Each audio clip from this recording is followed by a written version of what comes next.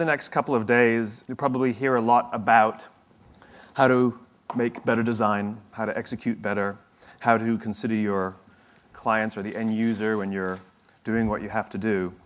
And I'd like to add another item to the list to consider as you sit here for the next 2 days, which is how can you help the human race? How can you help the human race, the human species, progress? I'm not joking either. This is something I think we all have to be aware of. At the end of the day, the human animal is a social animal. And our very survival depends on our ability to form communities, to form cultures. What's a community? What's a culture? It's a group of people with a common set of values and beliefs, right? What's a country? It's a group of people with a common set of values and beliefs. What's a company? It should be a group of people with a common set of values and beliefs. When we're surrounded by people who believe what we believe, something remarkable happens. Trust emerges. And make no mistake of it, trust is a feeling, a distinctly human feeling. You know, we all have friends who are total screw-ups, and yet we still trust them, right?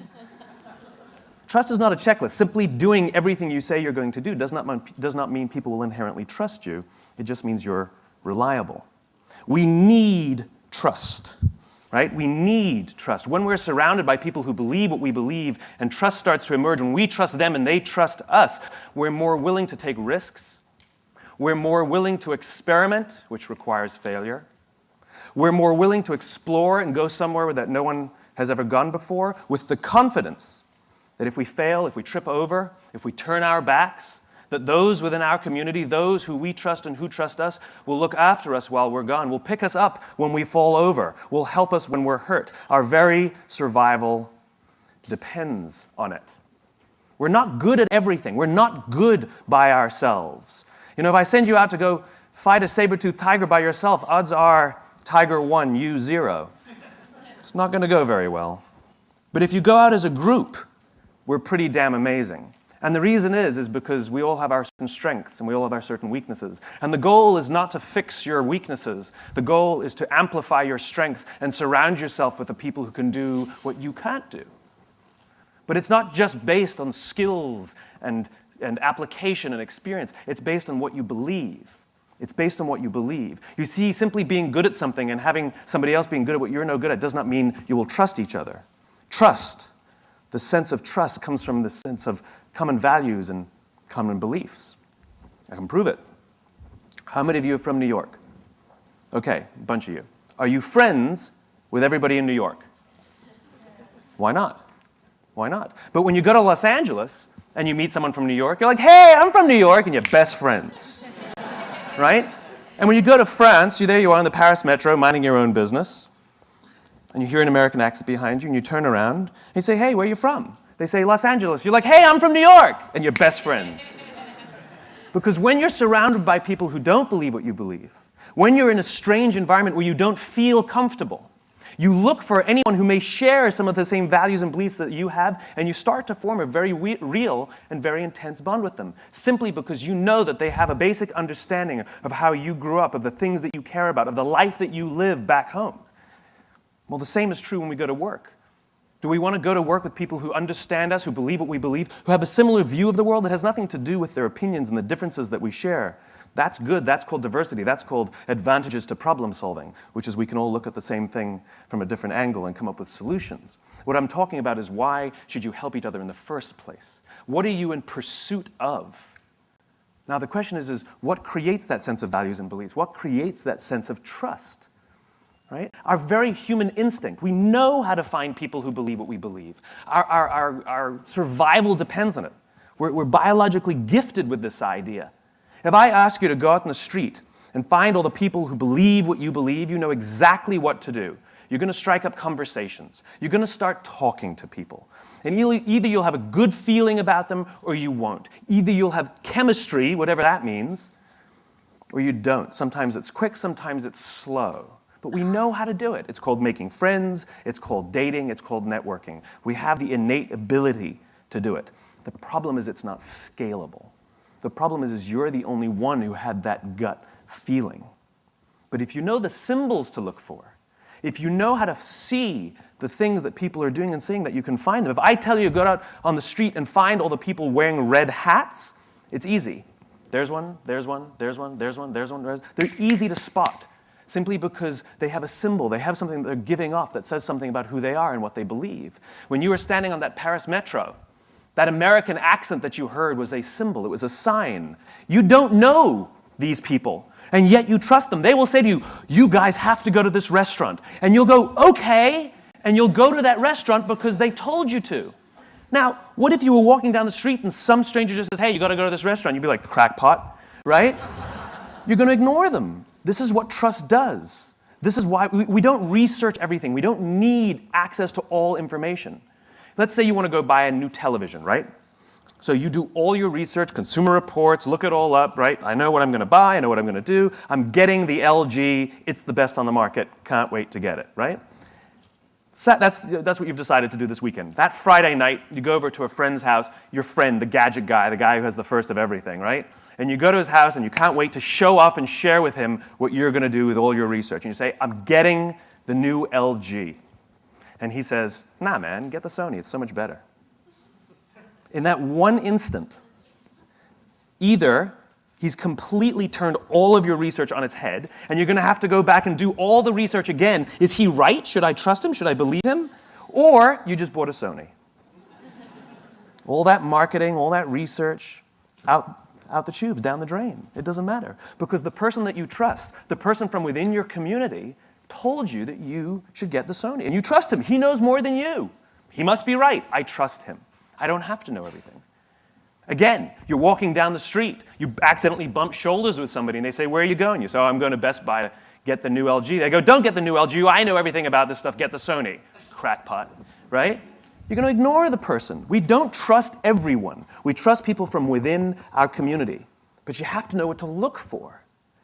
Just as I said before, when you find the people with the red hats, every single piece of communication we make, every decision we make in our lives is a piece of communication. Every decision we make in our lives as individuals or as organizations is a piece of communication. It's our way of saying something about who we are and what we believe. This is why authenticity matters.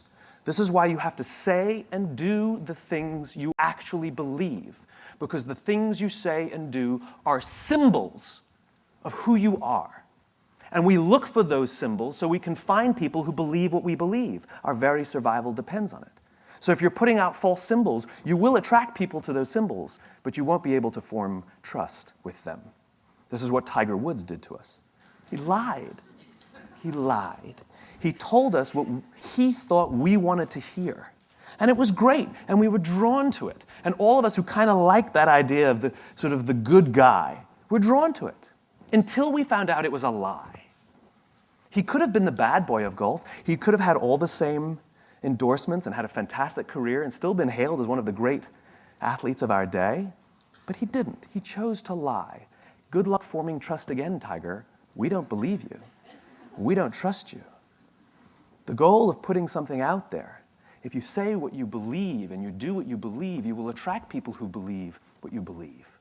If you go to one of your friends and you say to one of your friends, how would you like me to dress so that you'll like me better? How would you want me to address you? How do you want me to speak so that you'll like me more? Right? Your friends are going to look at you and be like, what are you talking about? You're like, come on. What should I wear so that you'll find me more appealing? And how would you like me to speak to you so that you'll like me more? And your friends are going to tell you, just be yourself. That's why I like you. Just be yourself. Now think about what we do in industry. What do? We do market research, and we go out and we ask the customers, what kind of things, what style should we speak to you? How should we decorate ourselves? What kind of things are you drawn to so that we can do those things so you'll like us more? It's just as ridiculous. It's just as ridiculous. Organizations should say and do the things they actually believe, and they will attract people who believe what they believe. Or they can choose to lie, and at the slightest hint that they might be lying, cynicism sets in. And people start saying, I'm not sure I can trust these guys because there's not a lot of consistency in all the things they say and do, which means they can't have a very strong belief set or they're lying to me. And we call them inauthentic. The entire process of asking other people who we should be is inauthentic. That's hilarious to me. All these positioning studies we do are inherent. We're going to do a study to find out from people so we can be more authentic. That's hilarious. Say and do what you actually believe, and the symbols you put out there, the things you say and the things you do, those red hats are ways that people can find you. What you have the ability to do as designers is create those symbols and allow people to use those things to say something about who they are. Work for companies, work for clients, work for people who you believe what they believe. Show up and feel a part of something bigger than yourself. And your part is to put what they believe into pictures and words and symbols and graphics so that other people can use those things to say something about who they are. People put Harley-Davidson logos on their body to say something about who they are. Corporate logo. Ain't no Procter & Gamble's tattooed on anybody's arm. Because Harley means something. They stand for something.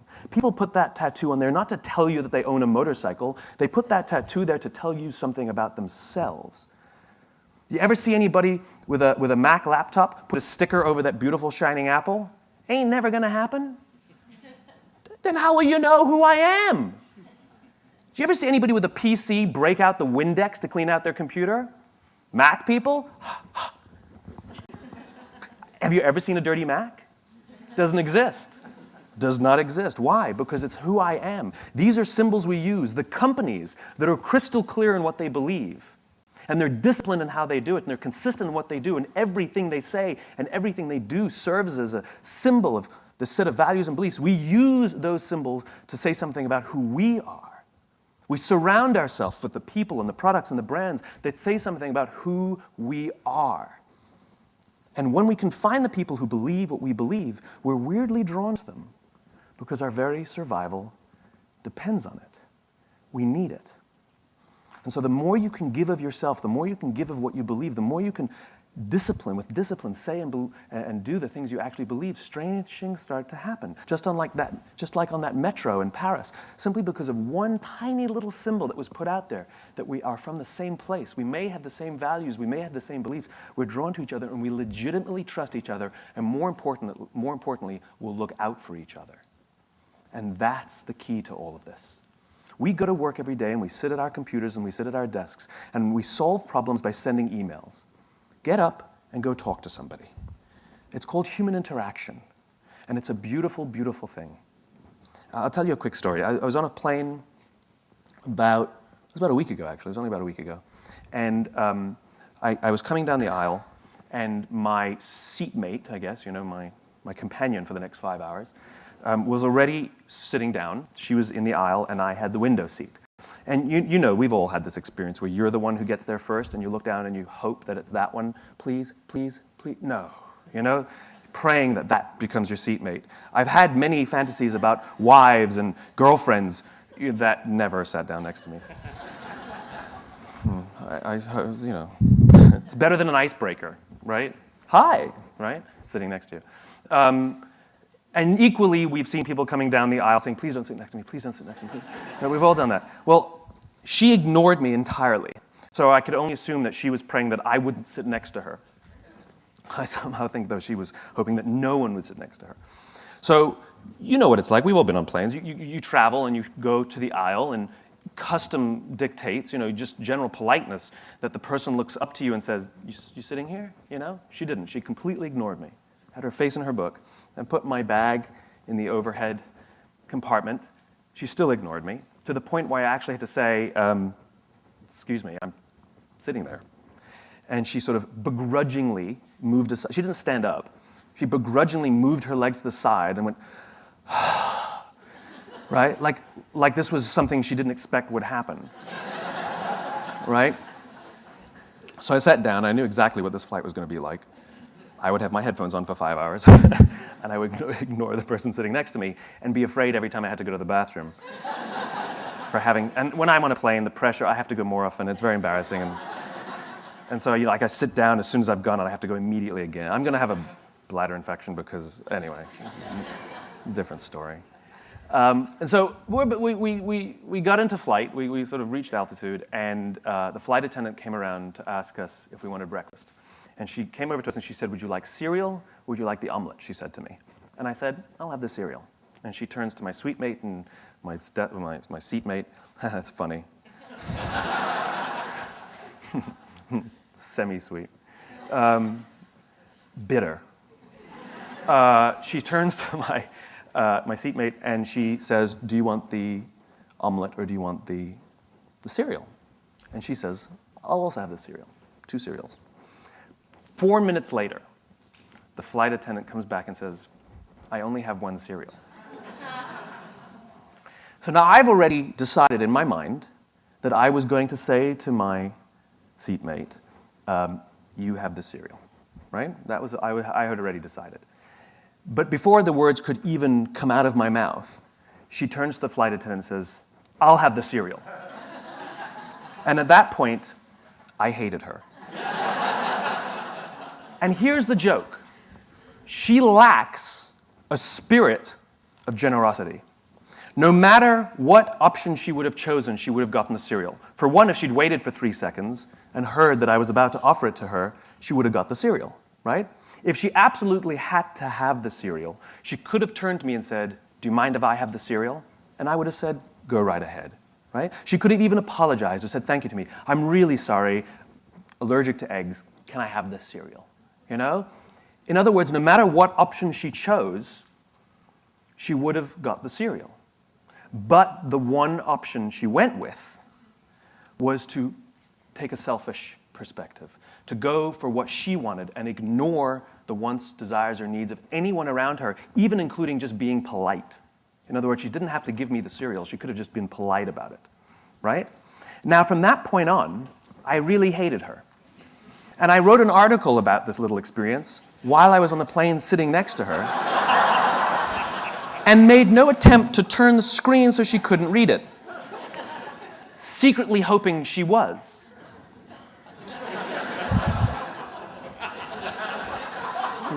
Salt and pepper hair, glasses. I'm good, thank you. And more importantly now, I had no desire to do anything for her anymore, right? Now, when we got done, when the flight landed, perhaps as a nice person, if she had just established some sort of rapport with me, just because I'm a nice guy, I would have taken her case down. Here you go, you know? But I didn't, and I wasn't going to. Or if I did, it wouldn't have been with a spirit of generosity. If I did, it would have been as a sort of a smug remark, like, there you go, I'm still nice. It would have been as a, one of those deals. Or I would have done it simply as some sort of positive reinforcement to myself that despite this horrible person, I'm still a nice guy, right? No matter which one would have motivated me to take that case down, it wouldn't have been with a spirit of generosity. It would have been some sort of selfish act or some sort of aggressive act, right? It's the spirit of generosity.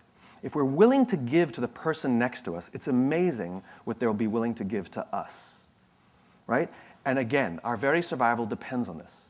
We need to trust each other, and we're more willing to trust somebody who's willing to help us.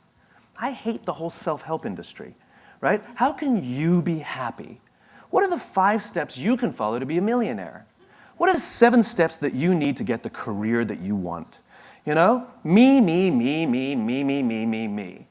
What about helping the guy next to you? What are the 5 steps that you can do to help the person next to you lose some weight? What are the 7 steps that you can follow to help the person next to you find the job that they want? Do you know how we get fulfillment? You can be happy because you did things at work. You can be proud because you did things at work. You can be excited because you had a big success at work. But you know how you feel fulfilled at work? When you do something for someone else. It's the only way we get that feeling. It's the only way we get that feeling. You know why the statistics say that over 90% of people don't feel fulfilled by the work they do? It's not because of the job, it's not because of the pay, it's not because of the benefits. It's because we don't help each other anymore. We sit in our cubes and we work. And anything that we turn to anybody is because we need something, we need to get something. And yet we don't put ourselves out there simply for no other reason than to help somebody else. You know what generosity is? Generosity is doing something for someone else expecting nothing in return. At no point ever. I did something for him, why won't he help me? It's not an equation. It's designed to help you feel good. And Mother Nature has given us this feeling when we do something for someone else to encourage us to do it. Because when we are in groups, when we are surrounded by people who believe what we believe, trust emerges and our very survival and progress goes up. Sex feels good. That's why we do it. And Mother Nature has provided that it will feel good so that we can do it more, so that we can procreate. That was not an accident, right? Well, the same goes here. That sense of fulfillment that we get was designed so that we'll do it more, so not only will we procreate, but we'll create strong senses of bonds and cultures amongst each other. I did a little experiment with a homeless person. Not like on them, it's not like electrodes. With them, voluntarily helped me. Because the whole idea of giving, right? You've all walked down the street and you've all seen someone begging and you either have or haven't thrown a few pennies in their cup. When you do, you feel good. You bought that feeling. That is a legitimate commercial transaction. You know, commercial transactions are defined as the exchange of consideration. There was an exchange of consideration here. You gave money, you got the feeling of goodwill. You paid for that feeling. If you didn't give money, you either feel nothing or you feel bad. You can't feel good by not giving. All right? You paid for that feeling. So now the question is, how is that person encouraging us to give? The joke is, they act like every corporation in the world. They talk about themselves. Me, me, me, me, me, me, me, right? Like they sit there with their little outdoor advertising, little sign, right? And it says, I'm homeless, I'm hungry, I got 12 kids, I'm a veteran, God bless. They got it all in there, trying to appeal to somebody, the religious vote, the veteran vote, you know, the child sympathizer, surround yourself with lots of pets, go for that one too, right? All in an attempt to get something from someone. Takers, not givers, right? All about me. Well, what do corporations do? We've added more RAM, we've added more ROM, we've added more speed. This one's number one. We're the biggest, we're the best. We've been around since 1969. We're better than them, we're faster than them. We're more efficient than that one. Me, me, me, me, me, me, me, me, me, me. And so even if we buy their product, guess what? We don't really feel much. So I did this little experiment. I found a nice homeless lady on the streets of New York who's willing to help out. And I learned that with her sign, which was pretty typical, I'm homeless, I'm hungry, blah, blah, blah, she makes between $20 and $30 a day for a day's worth of work, 8 to 10 hours of sitting there selling goodwill. 8 to 10 hours, she'll make $20 to $30. $30 is considered a good day. I changed her sign, and the new sign made her $40 in 2 hours. And then she left. It's one of the reasons she's homeless is because she's decided that she only needs $20 to $30 a day to live. If she stayed, she would have made $150. The point is she made $40 in 2 hours. What did the sign say? The sign said, if you only give once a month, please think of me next time. It has nothing to do with the taker. It has everything to do with the giver. And what are the objections people give when they don't give? I can't give to everyone. How do I know that they really need it?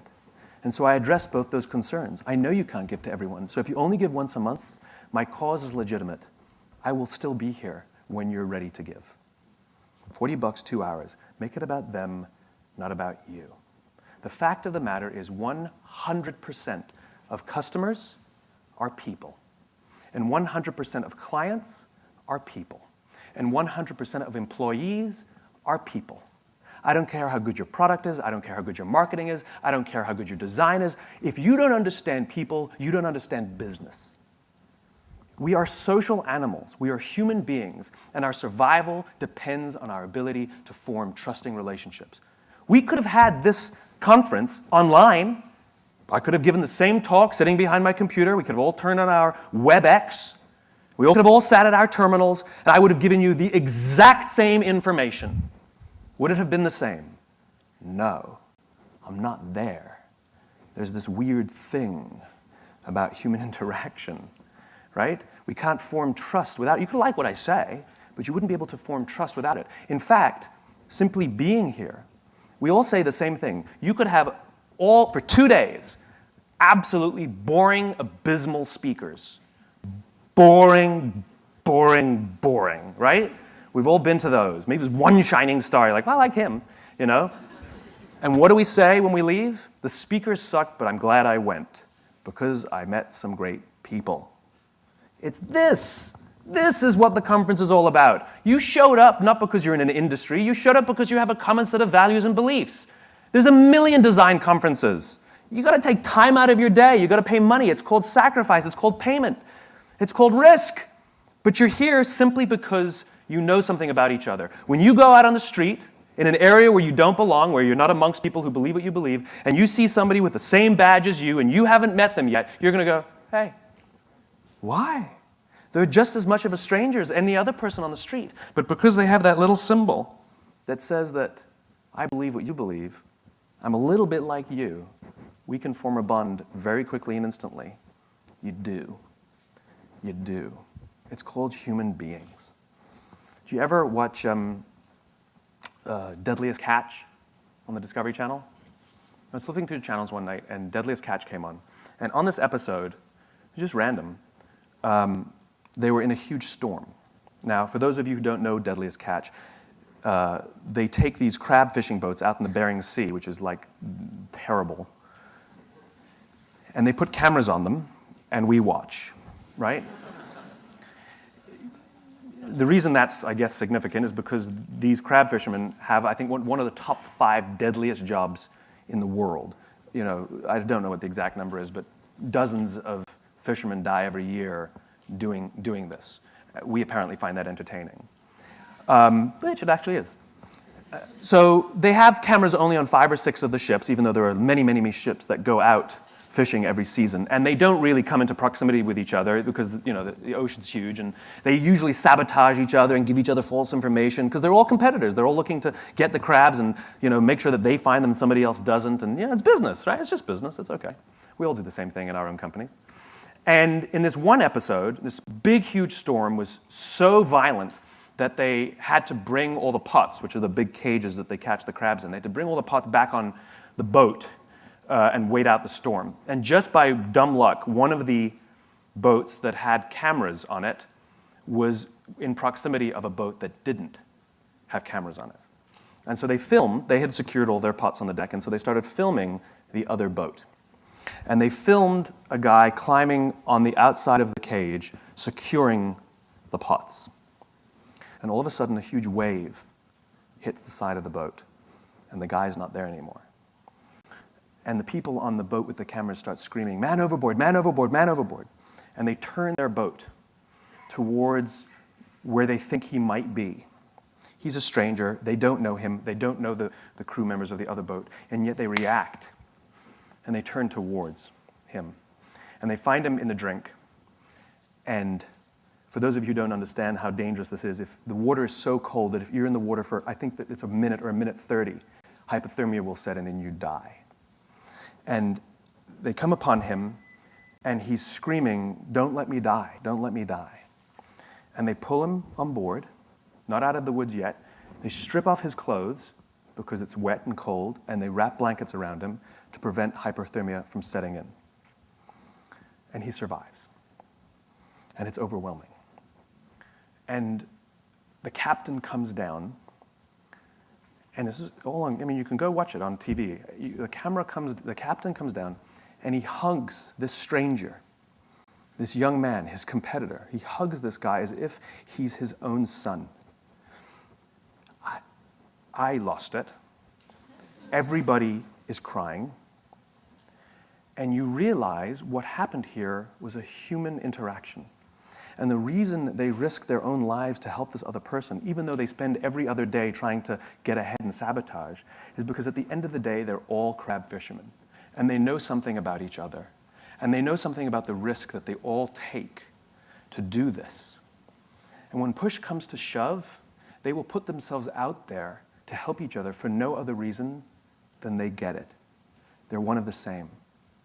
I will promise you that every single member of that crew that day went home with a feeling of fulfillment.